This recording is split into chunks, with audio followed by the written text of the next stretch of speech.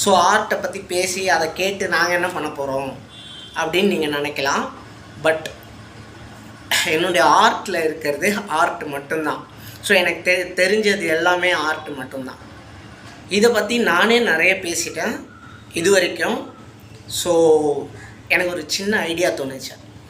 Someone else, அதாவது close to my heart, என்னுடைய best friend, one of the best friend கௌதம்னு இருக்கான். அவனுடைய பெர்ஸ்பெக்டிவ் என்ன, அவன் ஆர்ட்டை பற்றி என்ன நினைக்கிறான், ஸோ கேட்டு பார்த்துருவோமா? நான் மதனோட ஃப்ரெண்டு, அவனோட ஸ்கூல் டேஸ்லேருந்தே க்ளோஸ் ஃப்ரெண்டாக இருக்கேன். ஸோ அவனை அரௌண்ட் ஒரு 25 இயர்ஸ் நாங்கள் ரொம்ப ஃப்ரெண்டாக இருக்கோம். ஃப்ரெண்ட்ஷிப் ரொம்ப ஜாஸ்தி எங்களுக்கு.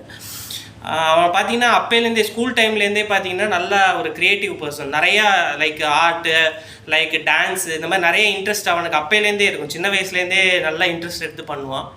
ஸோ எனக்கு அது ரொம்ப பிடிச்ச விஷயம் அவன்கிட்ட. அதுவும் இல்லாமல் பார்த்தீங்கன்னா எப்பயுமே ஒரு பாசிட்டிவிட்டியோடு இருக்கும். என்ன நடந்தாலும் சரி, வாழ்க்கையில் என்ன நடந்தாலும் சரி, நம்மளால் எல்லாம் ஜெயிக்க முடியும், நம்மளால் பண்ண முடியும் அப்படின்ற ஒரு பாசிட்டிவிட்டியோடு இருக்கிற பர்சன்.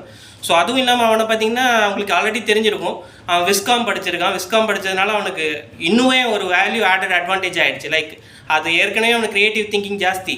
ஸோ இப்போ பார்த்திங்கன்னா அவன் படித்ததுனால அவனுக்கு வந்து இன்னும் நிறையா அந்த எக்ஸ்பீரியன்ஸ், இன்டர்னல் மீடியா எக்ஸ்பீரியன்ஸ், மீடியாவில் எப்படி ஹேண்டில் பண்ணணும், ஒரு க்ரியேட்டிவாக எப்படி ஒரு ஆர்ட்டை எப்படி கொண்டு வருது, அந்த மாதிரி நிறைய எக்ஸ்பீரியன்ஸ் வந்து அவனுக்கு நிறையா இப்போ கிடச்சிருச்சு. ஸோ அதனால தான் எனக்கு ரொம்ப அந்த விஷயம்லாம் அவங்ககிட்ட ரொம்ப பாசிட்டிவிட்டியாக நான் பார்க்குறேன். ஸோ இப்போது பார்க்கும்போது ஆர்ட் ஒர்க்குன்றதை பார்க்கும்போது பார்த்திங்கன்னா நம்மளுக்கு அந்த காலத்துலேருந்தே பார்த்திங்கன்னா ஆர்ட் ஒர்க்குன்றது வந்து நம்மளுக்கு நிறையா இருந்திருக்கு. ஸோ நம்மளுக்கு இப்போது பில்டிங்கில் இந்த லைக் அந்த சிற்பங்கள்லாம் நம்மளுக்கு வரதுக்கு முன்னாடியே பார்த்திங்கன்னா ஆர்ட் ஒர்க் வந்து அந்த காலத்தில் இருந்திருக்கு. நம்மளுக்கு சிற்பங்கள்லாம் அதுக்கப்புறம் வந்தது தான், அதுக்கு அந்த அடுத்த ஜென்ரேஷன் ஆஃப் பீரியடில் வந்தது தான் அந்த சிற்பங்கள்லாம். அதுக்கு முன்னாடியே இருந்தது பார்த்திங்கன்னா இந்த ஆர்ட் ஒர்க்லாம். அந்த ஆர்ட்லாம் பார்த்திங்கன்னா அப்போல்லாம் வந்து சும்மா வெறும் அந்த கிறுக்கி விட்ட வரைஞ்ச மாதிரி கூட இருக்குது, இல்லை அந்த மாதிரி கூட இல்லாமல் இருந்திருக்கு. அது பார்த்திங்கன்னா கலர்ஃபுல்லாக இருந்திருக்கு, அப்பயே ஒரு க்ரியேட்டிவிட்டியாக பண்ணியிருக்காங்க. ஸோ எல்லாமே பார்த்திங்கன்னா இப்போது அந்த பழைய காலத்து தஞ்சாவூர் கோவிலெலாம் போய் பார்த்திங்கன்னா தஞ்சாவூரில் எஸ்பெஷலி போனீங்கன்னா அவங்க என்ன சொல்லுவாங்கன்னா அந்த ஆர்ட்டு தான் வந்து ரொம்ப ஃபேமஸாக சொல்லுவாங்க. ஏன்னா அங்கே பார்த்திங்கன்னா உங்களுக்கு கலர்ஃபுல்லாக இருக்கும். அந்த காலத்தில் வரைஞ்ச அந்த பிக்சர்ஸே வந்து நிறைய கலர்ஃபுல்லாக இருக்கும். அதுவும் இல்லாமல் அந்த பிக்சர்ஸில் பார்த்தீங்கன்னா அந்த காலத்தில் எப்படி தமிழர்கள் வாழ்ந்திருக்காங்க அப்படின்ற ஒரு அடையாளங்கள் நிறைய இருந்திருக்கு. ஸோ அதனால் என்னன்னா நம்மளுக்கு எல்லாமே நம்ம அப்போலேருந்தே வந்து தெரிஞ்சிருக்கும் ஆர்ட் எவ்வளோ மதிச்சிருக்காங்க, ஆர்ட் எவ்வளோ ஒரு உயிர் உள்ள ஒரு கலையாக மதிக்கப்பட்டிருக்குன்றது நம்மளுக்கு அதை வச்சே தெரிஞ்சுக்க முடியும். ஸோ இப்போ அதை மாதிரி தான் ஒரு ஃபோட்டோஸ் ஒன்று எடுக்கிறோன்னா, இப்போ ஃபோட்டோ வரைகிறான்னா அந்த ஃபோட்டோஸில் பார்த்தீங்கன்னாலே அந்த உயிர் வந்து அந்த உயிர் ஓட்டம் இருந்து அது மனசுலேருந்து கொண்டு வரணும். அந்த உயிர் ஓட்டத்தை வந்து மனசுலேருந்து கொண்டு வந்து அது கை மூலியமாக அந்த வரைதலில் கொண்டு வந்தால் தான் உங்களுக்கு ஆர்ட் வந்து ஒரு முழுமையான கம்ப்ளீஷன் கிடைக்கும்.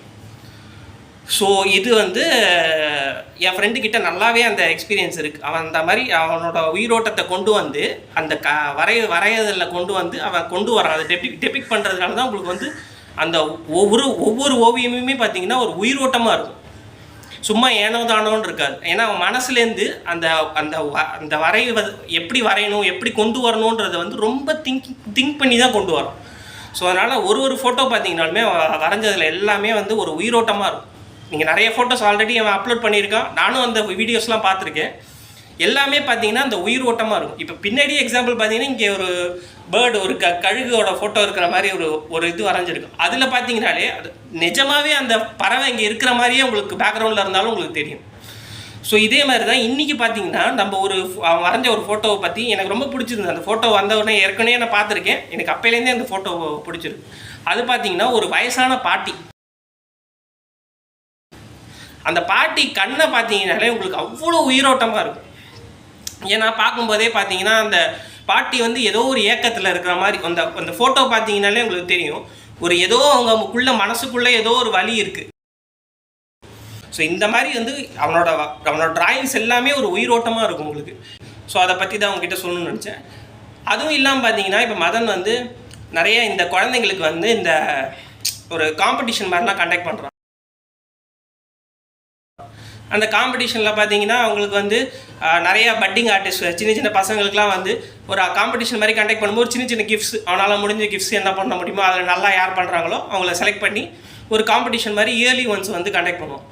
ஸோ அப்போது சொல்லும்போது அவன் சொல்லியிருந்தான், அந்த மாதிரி கண்டக்ட் பண்ணும்போது நான் கண்டக்ட் பண்ண போகிறேன் அப்படின்னு என்கிட்ட சொல்லியிருந்தான்.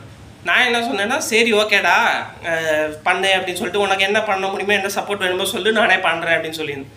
அந்த மாரி என்னால் முடிஞ்ச வேலைக்கு என்ன சப்போர்ட் பண்ண முடியுமோ நான் பண்ணுறேன்டான்னு சொல்லிட்டு அந்த சப்போர்ட்டும் அவனுக்கு கொடுத்தேன். ஆசைப்படுறான்னா வர குழந்தைங்களை வந்து இதே மாதிரி இவனை மாதிரியே ஒரு ஆர்டிஸ்ட்டாக கொண்டு வரதுக்காக அவனுக்கு அந்த பசங்களுக்கு ட்ரைனிங் சொல்லித்தரான்.